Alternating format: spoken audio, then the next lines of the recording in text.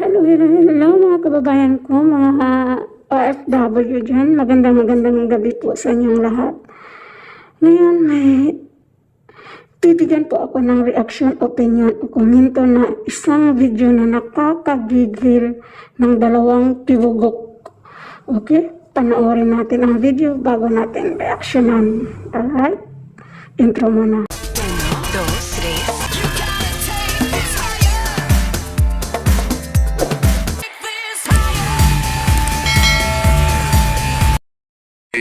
Sa Quadcom sinabi namin pa ulit-ulit we just want justice to be done.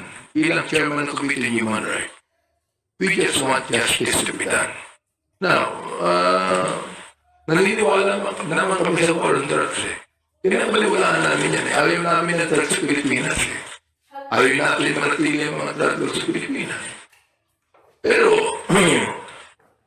was it necessary to kill more than 20,000 people para lang ma-stop yung drugs sa ating bansa? Sabi nila, ilan ba ang napatay ng mga drug lords? Ilan ba? Sa data na nakinuha namin sa Philippine National Police, wala pa 100 Ilan ang napatay ng mga drug pushers? Drug pushers na mga talagang mahihirap. More than 7,000. Ilan ba napatay ng mga drug users na dapat hindi patayin? Dapat rehabilitate. 440 people. Ngayon, yung ba collateral damage ba yun? Yung ba yung sinasabi ni Senator Bato na shit happened? Yung ba shit happens lang ba yun? May pambira ng mga buhay ito. Nag-file na nga kami ng unang-unang bill tungkol dyan na making extrajudicial killings a heinous crime. Yun na yung aming pinail. Oo. Kaya bahala na po yung mga agencies po natin na mag-imbestiga. Dahil kami po, in aid of legislation yan. Sinabi ko na rin po, in aid of prosecution. Bakit po? We're not the one prosecuting. But we are telling the prosecutors, we are telling DOJ, yan na. Naimbestiga na kami. Alam niyo na kung sino may kasalanan. Kayo na ang bahala mag-prosecute. Kapagkat kami, ito lang ang maaari namin gawin. Pero maganda din sa briefly lang, ang maganda sa naging investigation natin, na-expedite po natin yung pag-file ng mga cases ng ating pong executive department. Like for example, itong sa preservation assets na we recommended, na mag-preserve yung mga corporations, like yung Empire 99, yung mga gano'n, siyam yan. Na ngayon po. Dun sa issue ng criminal cases, gagawin niyo rin yun, magta-turn over din kayo ng documents.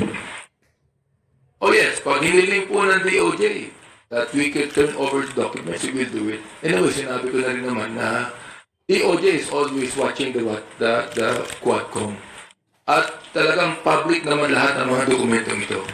So, they could be able to get that. Dahil kami naman, we cannot even prosecute So, talagang in aid of legislation naman kami. So, communatory lang kami.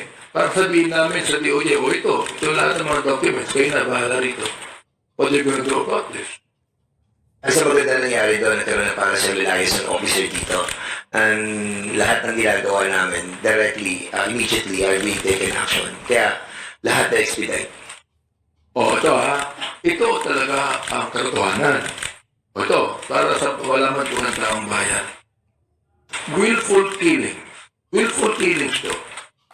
Affected thousands of civilians.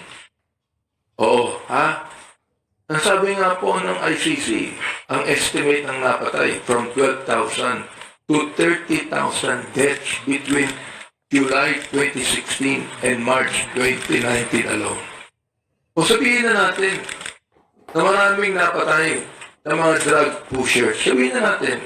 Kaya sabi ko kanina, ilan pa napatay na drug lords? Ilan pa napatay na drug lords? Okay. Si Kerwin Espinosa, na sinasabi po ng PIDEA na drug lord, nakakawala pa ngayon Okay. Alam natin na sinabi ng ating Pangulo na ako na lang, akong responsable. Huwag niyong Huwag niyong pagbintangan ng mga kapulisan ko. Ba't na minumura yung mga pulis? Ba't na minumura yung mga pulis? Ba't pinabayaan niya? Sino ba nag-utos na patayin? Shoot them dead. Sino ba nagsabi nun? Siyempre na-important ang mga kapulisan natin. O yun naman pala ang sabi ng leader natin. Commander-in-chief pa natin yan. Titirahin na natin to. May reward pa. So ang tinatanong ko, ano ang pagkakaiba ng drug pusher na yun lang ang kanyang trabaho? Mahirap na tao ito na kumikita sa drugs para makakain sila. Anong pagkakaiba niyan sa pulis na pumapatay din ng drug pusher upang magkaroon ng pera? Anong pagkakaiba? Walang pagkakaiba eh. Ayan. Ayan naman pala. Tanda, you want justice? Pero huy, mga tibugok. Pinaglalaban niyo lang yung mga drugista na napatay ng pulis. Paano naman yan tanda yung mga biktima ng krimen dahil sa mga addictus benedictus? Paano yun? Sige nga, yung isa sa kapamilya ko, 13 years old pa lang yun. Ginurgor, kinahasa, ilang yung gumawa. Hindi pa sapat sa kanila, 36 stab. Tapos, pugot ulo. Yan ba? Yan ba ang gusto ninyo? Kampihan? Wala pala talaga kayong kwenta, tanda. Ngayon sabihin mo, justice? Palibhasa, ikaw tanda, kayo dyan sa tuwad ko. Ang gusto ninyong justice, yung mga makakuha ng justice, yung mga addictus benedictus na napatay. E paano yung mga inosente? Na biktima ng mga addictus benedictus. Yung mga anak ng OFW doon sa amin, ubos dahil sa yung kapamilya niya. Addictus benedictus. Tapos ngayon, ipaglalaban mo yan, justice. Hoy, tanda, ikaw matandang bugok ka. Kakainis ka. Grabe. Parang, alam mo tanda kung gusto mo ng justice, di ba? Nanawagan yung mga kababayan natin, hair follicle test. O sige nga, gusto mo ng justice? Yan, di ba sabi ni, may ebidensya si Harlika, si Kati Binag. Sige nga, ano mo si BBM, ipa-hair follicle test mo. Tapos kayo, lahat dyan sa tuwad ko, lahat ng mga politiko, para magkaroon din kami ng justice. Ikaw ata itong magpa-hair follicle, ikaw ata yung magparehab, tanda. Grabe. Kayo mga tuwad ko, wala talaga kayong binatbat dyan. Palibhasa, wala na. Ano na? Sunog na yung mga script ninyo. Sunog na. Bakit? Yung drug on wine ni Bigo? Wala bang nakinabang dyan? Di ba karamihang Pilipino nakinabang? Tanda? Kaya huwag niyong, tsaka huwag niyong questionin yung drug on wine ni Duterte.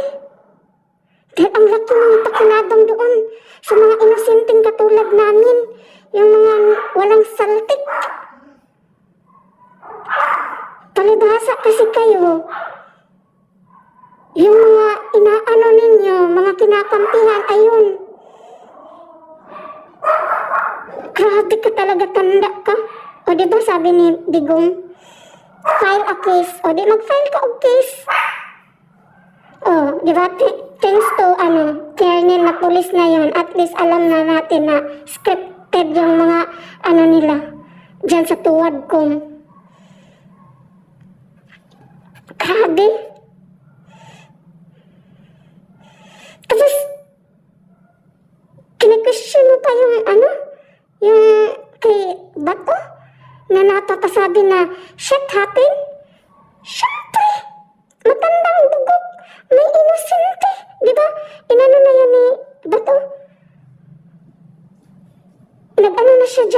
bakit nasabi niya yan? Kasi may inosente. Isa pa, matandang bugok. Pag yung mga katulad namin na Bisaya, pag may mga inosente, talagang mapapamura. Like, parang, visit. Yan ang nadamay. Ganyan. Visit nga nang naitabok man eh. So, kay Senator Bato, English lang yun. Shit happened. Alam mo na siya nga, happy. May inosente. Na tibugok talaga itong matandang to.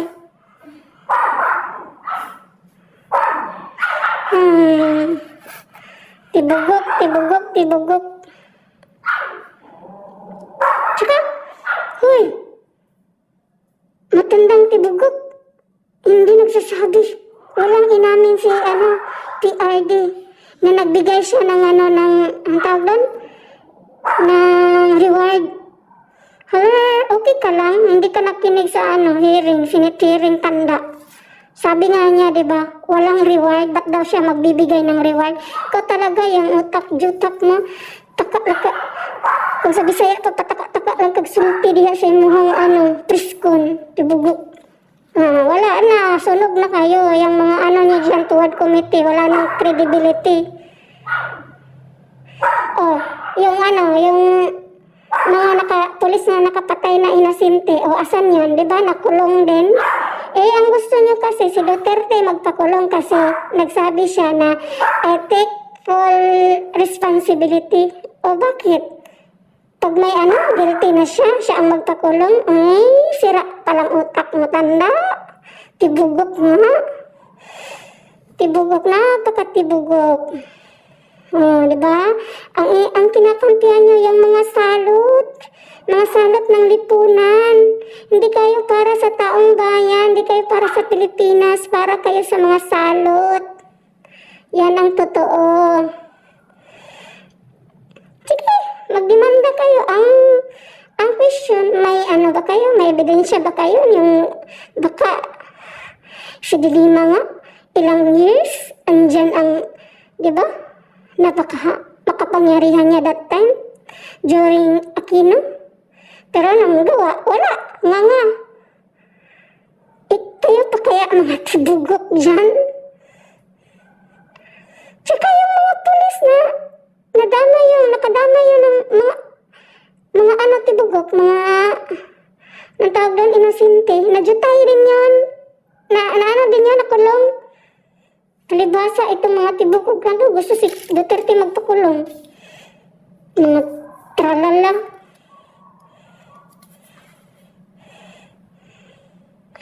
Isa pa, tandang tibugok. Ang daming nagsurrender sa tukhang ni Duterte, tibugok. Hindi yan patay agad. Alam nyo yan. Ang sa inyo, pinagsasabi nyo, lahat na lang pinapatay. Marami akong kakilala, bakit hanggang ngayon humihinga pa? Kasi nagbago, pero yung wala nagbago, ayun. Kaysa naman nakadamay pa ng inosente. Yung kapitbahay namin, buong pamilya, ginorgor ng mga hayop. Walang halang kaluluwa. Sige nga, palibasa sa inyo, count kayo ng count, yung mga drugista na napatay sa drug on war, pero hindi nyo binilang yung mga inosente na napatay ng mga drugista na rape, ikaw tibugok kang matanda ka, grabe ka talaga. Sakit mo, salot mo sa lipunan, matanda ka. Kaya kayo, mga kababayan, kung taga saan man tong matandang ito, na biglang yaman din na pastor-pastor ko, no? Huwag nyo yang ibuto, nakakahiya yan. Diyos ko. Lalo na yung mga matitinong utak dyan sa inyo. Yung mga... Kasi, tignan mo yung utak niya. Ano daw ang kaibahan sa pulis? At saka yung pinatay na na drugista na naghahanap buhay lang.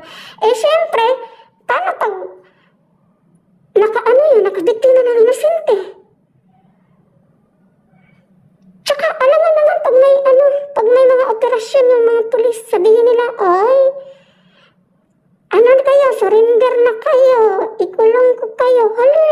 walang tanda. Siyempre, manglaban talaga yan sila. Doon nga sa amin, halos sugatan yung mga pulis doon dahil lang laban yung mga halipuris ng mga salot na yon. Tapos ngayon, mas binigyan niya ng halaga yon. Paano yung mga inosente?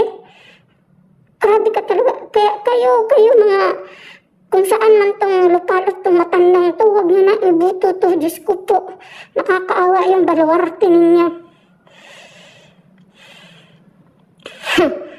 Diba? Talo na kayo. Credibility ninyo sa tuwad ko, wala nang credibility yung tuwad ko ninyo. Puro kayo politika kasi takot kayo pag Duterte ulit ang makaupo dahil biglang lugmok. Yun ang totoo.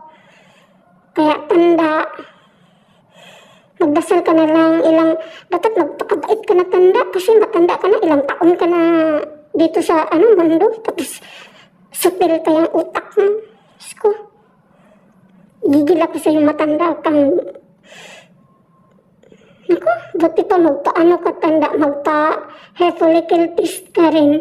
Kaya dyan, sa tuwad ko, kagagigil kayo, nakakainis kayo. Klaro na, scripted kayo dyan. Okay. Talo na kayo sa Duterte. Buti nga sa inyo, mga hunghang. Alright, mga kababayan, yan lang po ang opinion ko at reaksyon at komento ko sa tibugok na matandang ito. Nakakainis kasi, hindi siya dapat igalang, kaya mahalin po natin ang Pilipinas. Bye-bye.